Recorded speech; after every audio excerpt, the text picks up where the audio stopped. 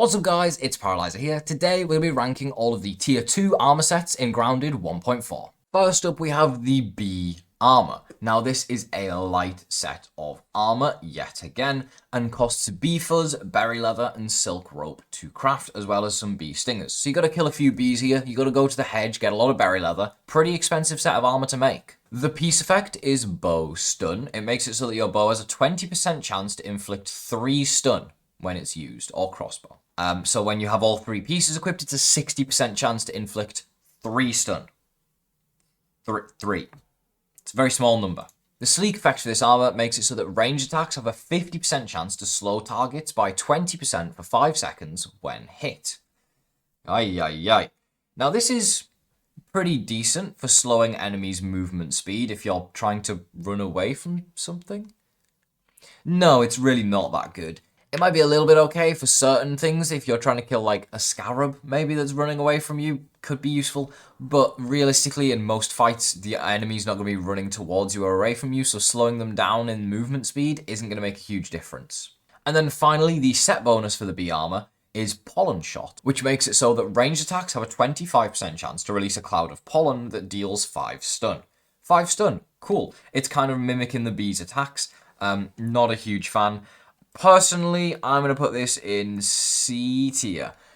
It has a use if you're a ranged player for stunning stuff with your bow, which I still would use like a club or something to stun with ranged, but like, yeah, if you're trying to stun an enemy for your teammates to go and hit it, say it's a flying enemy and you're the ranged player in your team, I guess it could be useful. But I really don't like this armor set. I never use this armor set, so for that reason, I'm putting it in C. If we had the Rotten B armor on the tier list, by the way, it'd be in D. That thing is trash. The only positive to that is that you can get it at the very start of the game from the anthill if you wanted to, but it's horrible. Next up, we have the Black Ant armor set, crafted with bee fuzz and black ant parts.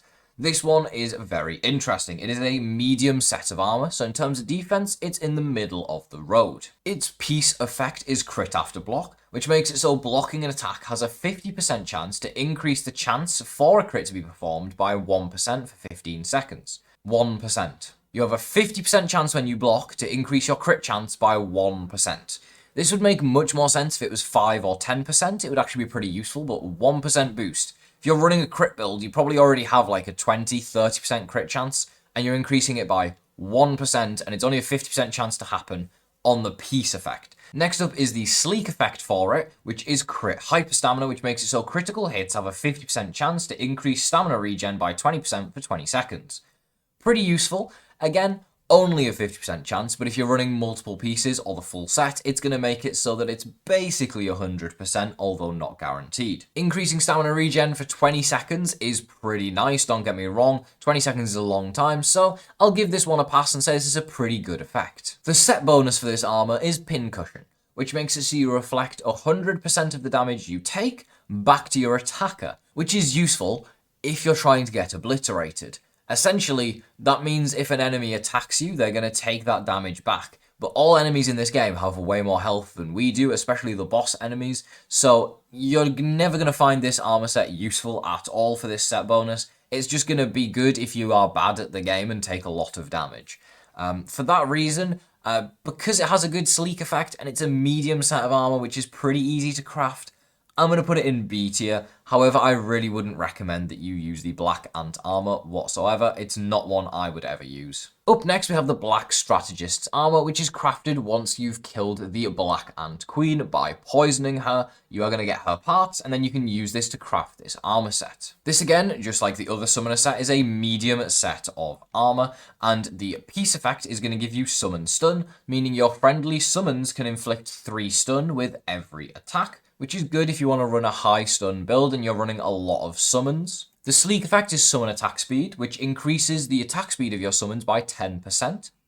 Pretty useful, again, if you're running that stun build, then it's going to build up the stun even more if they're attacking even quicker. And the set bonus is that attacks have a 10% chance to spawn a friendly black soldier ant. Obviously, the red ant armor was a red soldier. This one is a black soldier. Now, this one is very difficult to craft because it forces you to kill the black ant queen, and the abilities on it aren't that good at all. If you were running a heavy stun build, I guess it could be useful. I'm going to put it in C tier for that reason because, again, with the B armor, it's also for a heavy stun build. Again, wouldn't really recommend crafting this. Not one that I would personally use, but it can, in theory, have its uses if you're running a summoner build in multiplayer, just like this can have its uses if you're running a ranged build in multiplayer. So I'm going to put it in C tier. It's not completely useless. That's what D tier is for. Next up, we have the Koi Scale Armor, a very interesting tier 2 set of armor. It is very easy to craft, just taking some Koi Scales, Sunken Bones, and other pond items,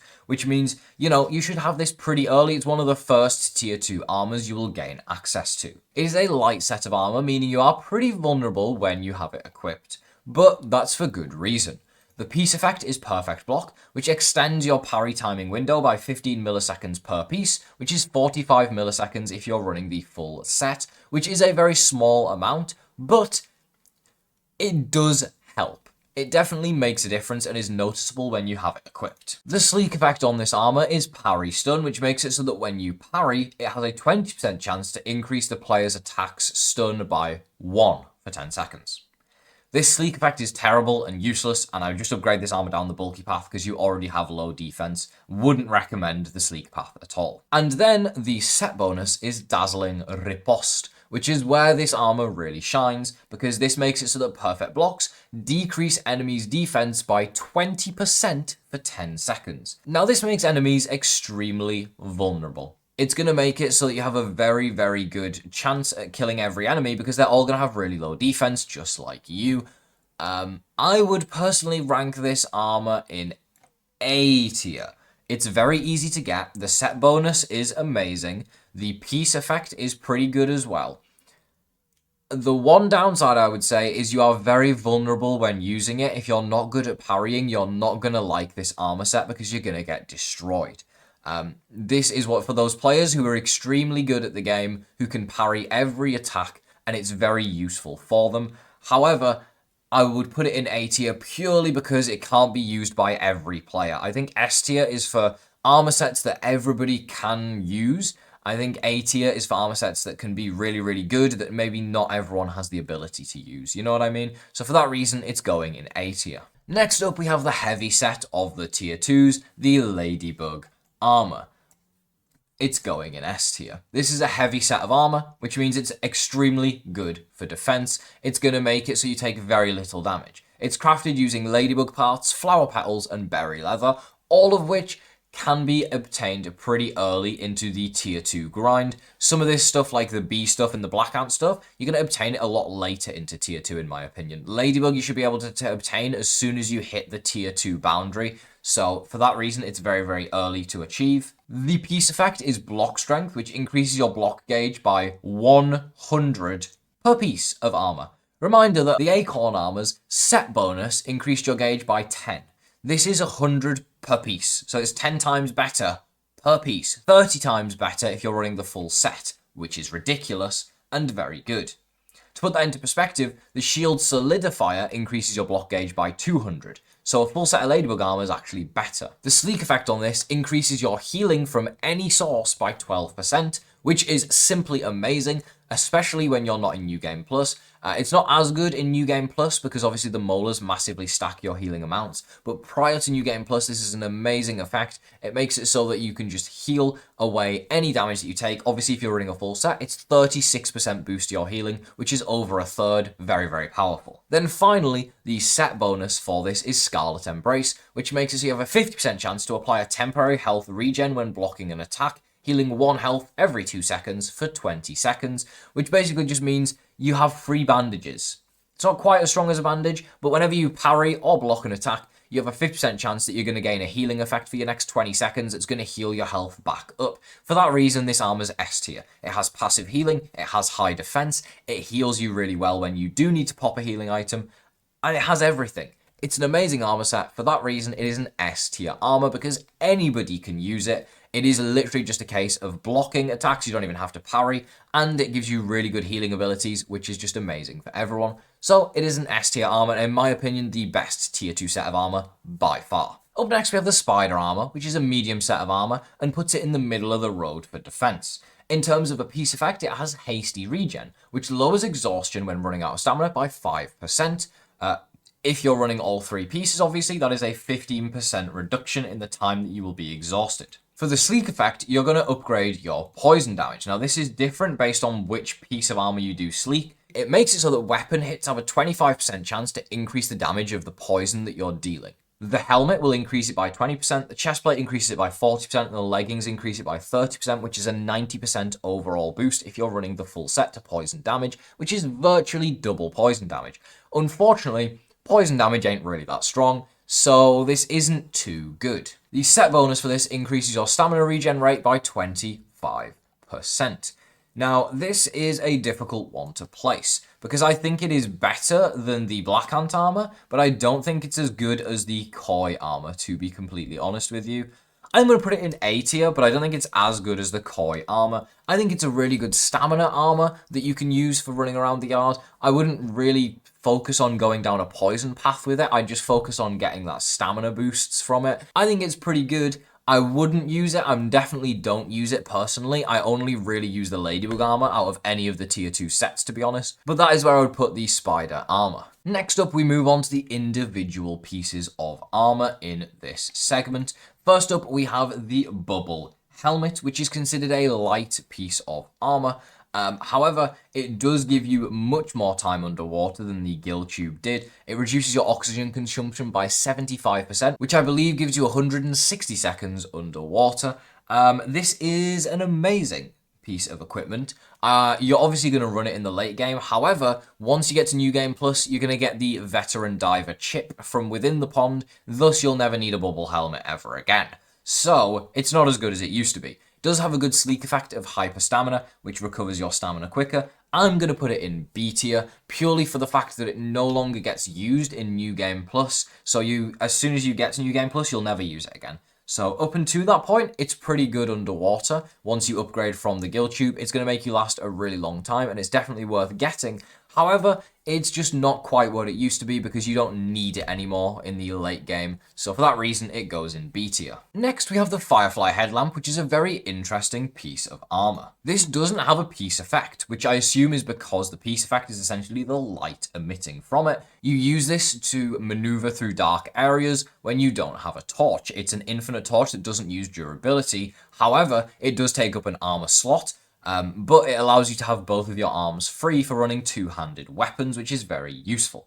It does take Firefly drops and some berry leather to make, and it is a heavy piece of armor. And when I say heavy, it is heavy. It is really high defense, and for that reason, I'm going to put this in A tier. I think this is a really good piece of armor for running if you're in a dark area and you don't want to run a torch, so you want to run like a two-handed club, then I would use the Firefly helmet. I think the drawbacks to it is that it doesn't look very good in third person. You have to be in first person for this to really even be useful, which I usually am not. And the sleek effect for it is busting harvest speed, which is alright until you get to New Game Plus and you get these really strong hammers, when you basically one-shot everything anyway, so busting harvest speed is pretty useless at that point. So for that reason, I'm putting it in A tier. It is useful to light your way in dark areas. And then the final tier 2 piece of armor we have is the Marksman's Cap. Now this is for ranged players. It costs crow feathers, berry leather, and silk rope to craft, and it is a medium piece of armor. Now the piece effect for this is Crit Energize Bow, which is a very specific effect that makes it so when you perform a crit with a bow on a creature, it has a 50% chance to restore 12 stamina. So essentially, if you get a crit, you get stamina back. Not really that good, to be completely honest with you. It's a pretty useless effect. But where it really shines is the sleek effect. This increases your damage dealt with bows and crossbows by 20%. So for that reason, it's an A tier. Because if you're a ranged player, you will indeed use this even into the later game and potentially even in New Game Plus, as it does increase the damage you deal. So for that reason, it's a really good piece of armor. The only reason I would say it is an S is because you can't use it with any class. It's not going to be good if you're using a melee class or if you're running a summon class, whereas the Ladybug could be used for any class. I just don't think this marksman cap can be. It's specifically for the ranged class, so for that reason it goes in the A tier. That is the final tier list for the tier 2 pieces of armor, leaving us with just the tier 3 pieces left to go. Thank you so much for watching. Let me know your opinions and where you would have ranked these armors in the comments below. If you enjoyed the video, don't forget to leave a like on it, and I'll see you in the next Grounded video. Have a great rest of your day.